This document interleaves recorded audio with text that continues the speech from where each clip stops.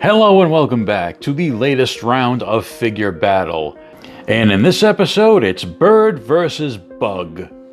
In this corner, we have Quicksilver from the Super 7 Ultimates Silverhawks line. And in this corner, we have Dargon from the reimagined Sectors line by fledgling toy maker Nacelle. The Silverhawks animated series was released in 1986 by Rankin Bass Productions, a follow-up to their popular Thundercats cartoon. A similar series called Tiger Sharks was released in 1987. Most fans consider Thundercats, Silverhawks, and Tiger Sharks to form a very loose trilogy, given that they were all animated by the same studio, use the same voice actors, and the three properties feature animal-themed characters based on land, air, and sea. The original Silverhawks toys were produced by Kenner. They featured vac-metalized parts and gimmicks such as pop-up wings and robotic bird partners that had a variety of action features. This is Quicksilver, aka Captain Jonathan Quick, former head of Interplanetary Force H and the field leader of the Silverhawks team. Quicksilver is an accomplished tactician and athlete known for his quick reflexes and quick thinking. Quicksilver's battle partner is Tallyhawk, a bird that can shoot lasers and has the ability to bite through metal. Quicksilver and Tallyhawk are both cyborgs, or as the show's opening theme calls them, partly metal, partly real. Quicksilver is from the first wave of Silverhawks Ultimates from Super 7, and he's been out for quite a while. Like with many of the Super 7 Ultimates, I wait a while, have a little patience to see if the price goes down, and the prices usually go down, because the original retail on these is $55, which is too expensive, as are most things from Super 7, in my opinion. There were a lot of complaints when these were revealed that they were not metallic like the original Kenner toys, but what Super 7 did was go for a more animation look. But they did decide to go back to the first wave and give them a more toyetic look. So there will be a vac-metalized version of this figure coming out, albeit for an extra 10 or 12 bucks. I'm not sure how much more expensive it is, but it is more expensive than this original release. Looking at this figure, the sculpt seems okay, although I do think the head is just a little bit big. He does have standard articulation compared to other Ultimates figures I've seen, which means that he does not have double jointed knees or elbows. He does have 360 shoulder movement, biceps, single joint elbows, complete swivel in the wrists, of course, because the hands are removable. He's got a cut between the upper torso and the abdomen. Does not have any waist movement, so this is the only side-to-side movement you get. He does have hip movement, but not a whole lot of range of motion. The pelvis piece is sort of one of those soft diapers that McFarlane likes to use. So to get full range of motion on the legs, you might have to take this cut right here and tuck it up under the soft diaper to get a full range of motion out of the hip. And he does have knees and ankles, and this left ankle is really loosey-goosey, and we'll get to that in a minute. For accessories, you got lots of hands. Super 7 loves hands. So 3 alternate hands for the flesh arm, and 3 for the armored arm. Alternate head featuring the closed visor look that they would go into battle with. In the original Kenner toys, the Silverhawks wings were made of fabric, and they had a pop-up gimmick where you'd press the legs together and the arms would pop up and the wings would come out. That really hindered arm movement in the original toys. So what Super 7 has decided to do is just give us an alternate pair of arms with the wings attached. The wing arms can swivel a little bit at the bicep, but there is nothing in the elbow. That's a solid piece from the bicep to the wrist. He also has 2 blast effects, which as far as I can tell can only plug into the shoulders of the winged arms. And we get 2 versions of Tallyhawk. One with wings folded, one with wings spread. The wings folded one has a closed beak and an open beak on the wings open version. And they both seem to have the same amount of paint application to the face and the body. All right, now we get to my biggest complaint with this figure. Obviously, when posing these, you'd want to put Tallyhawk resting on Quicksilver's arm, which is the iconic pose from the opening of the animation. Problem is, there's no way to securely attach him to that arm. Tallyhawk just has a couple of curved talons. There's no pegs, there's nothing to grasp onto Quicksilver's arm. You just kind of have to rest him there. And having him rest there does become a challenge. I had to turn Quicksilver's arm, his forearm, around to get the thinner part on the top, and then you just kind of have to rest Tallyhawk on the arm. The problem is this shoulder pivot is very loose, so once you put the hawk's weight on it, it wants to fall down.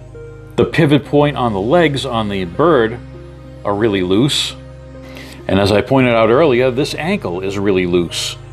And this is what you need to hold the weight of the hawk on the arm, or else that figure wants to pivot forward once the weight's on the arm. That's kind of the best I can get him, and even that, the outstretched wing is kind of resting on Quicksilver's head. It looks kind of stupid. And if it gets jostled just a little bit, it's all over.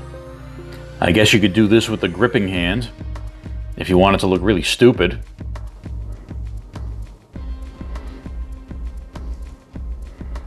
Come on now. Success.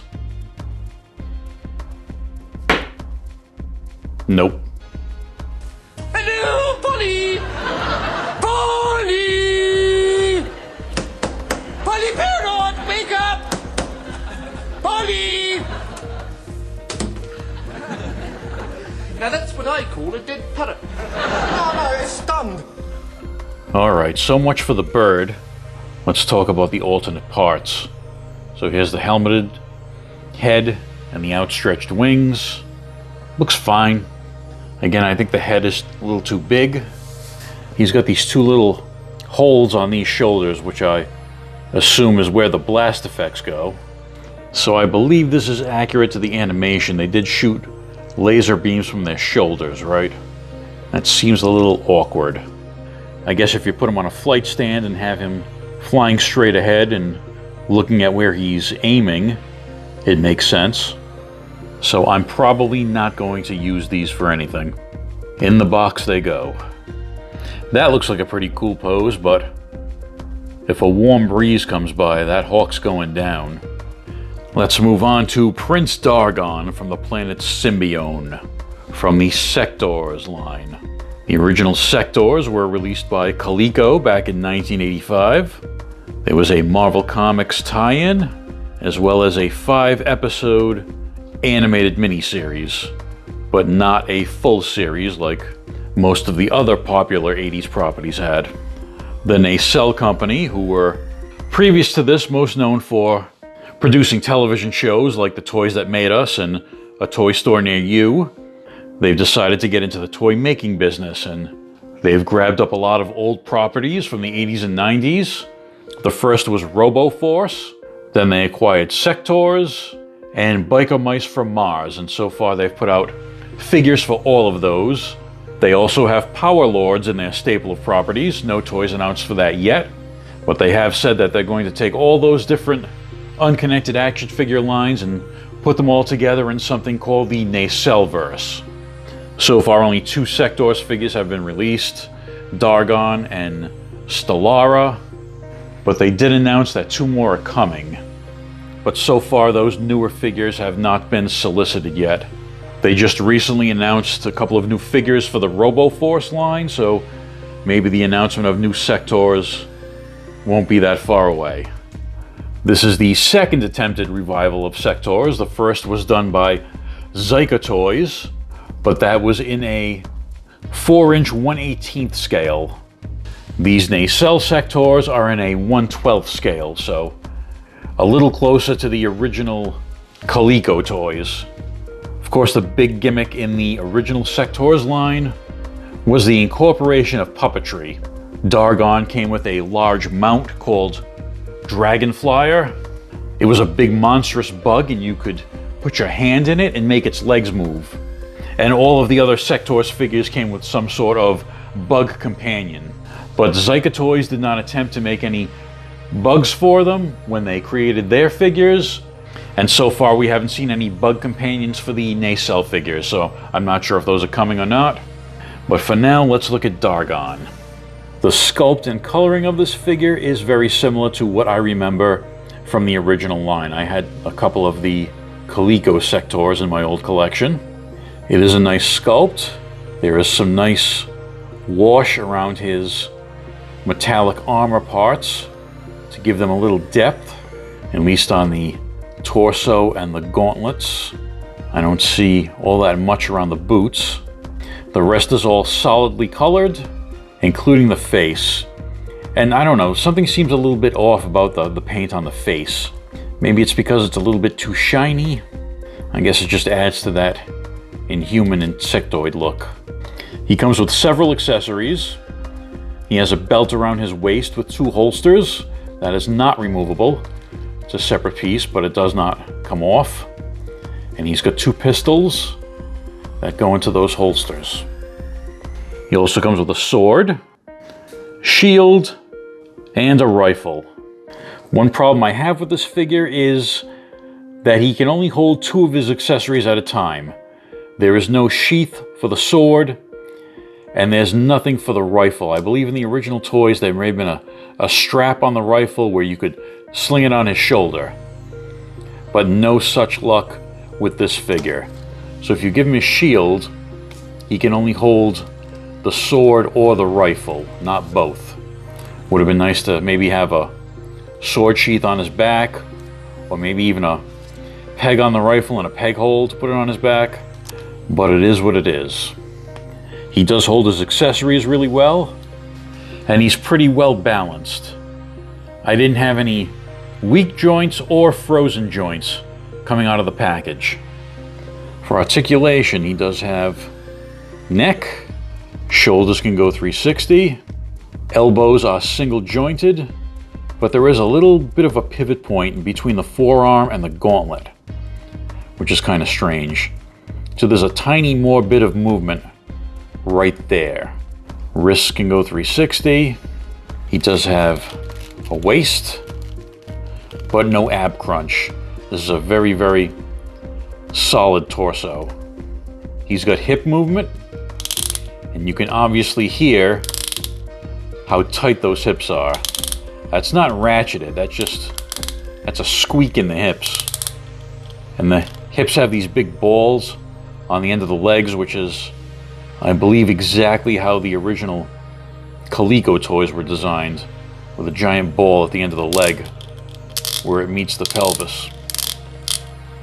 He does have double jointed knees though, so no elbows, but you do get double jointed knees. No alternate body parts with these, no heads, no hands, just the accessories, but the price does reflect that. The original retail price on these Sectors is about $17 cheaper than Super 7 Ultimates. And I honestly prefer that. I'd rather have a cheaper price point than a bunch of accessories that I'm just going to have to store in a box somewhere. And even if Nacelle doesn't decide to do any bug partners for these guys, they are very close to the original toys from the 80s. So if you can find some of the original bugs loose on the secondary market, you should be able to match them up with these figures pretty well. Now comes the time to declare a winner in this figure battle. Bird or bug? Who gets the win? Attack! Charge! Well, I think we all saw this one coming. Every time I buy a Super 7 Ultimates figure, I'm reminded of why I never pay full price for them. I love the aesthetic on them, and I have gotten a few that have been great, no issues at all. But for several others, the execution has left something to be desired. And that is the case with Quicksilver. The loose joints, the lack of balance, and the inability to properly secure Tallyhawk, to put him in a nice pose, are glaring issues with this figure. And I am pleasantly surprised by the quality of the Dargon figure, especially considering that the Nacelle Company has not been making action figures for all that long. So for this battle, Dargon takes it. Do you agree? As always, let me know in the comments below. Thanks for watching, and I'll see you in the next video.